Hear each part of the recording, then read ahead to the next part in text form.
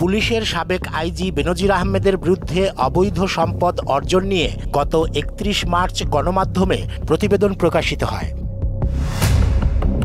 এতে নড়েচড়ে বসে প্রশাসন। বেনজিরের অবৈধ সম্পদের অনুসন্ধানের নামে দুর্নীতি দমন কমিশন দুদক।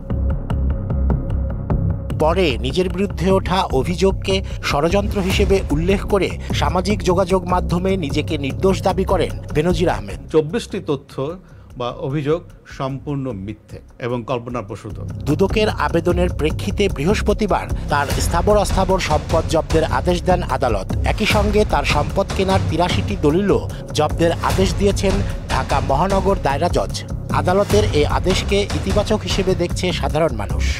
এটা সাধুবাদ জানানো যায়। যদি হয়রানির জন্য যদি করা হয় তাহলে এটা সাধুবাদের ইয়ে পড়ে।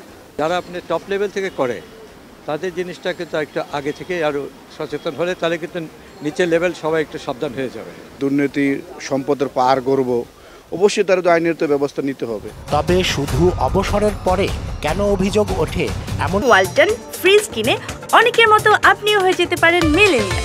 সেরা পণ্যের সেরা অফার। প্রশ্ন সচেতন মানুষের।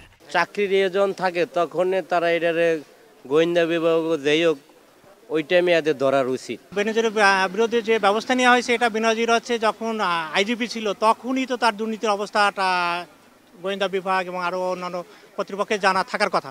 বেনজিরের সম্পদ ক্রোক ও সকল ব্যাংক হিসাব ফ্রিজ সহ তার বিরুদ্ধে আইন অনুযায়ী পরবর্তী ব্যবস্থা অব্যাহত থাকবে বলে জানান দুদকের এই আইনজীবী। সার্বিকভাবে দুর্নীতি দমন কমিশন তার আইন বিধি মেনে চলেই এই জব্দগুলির আবেদন করা হয়েছে, যা গতকাল জব্দ করেছে।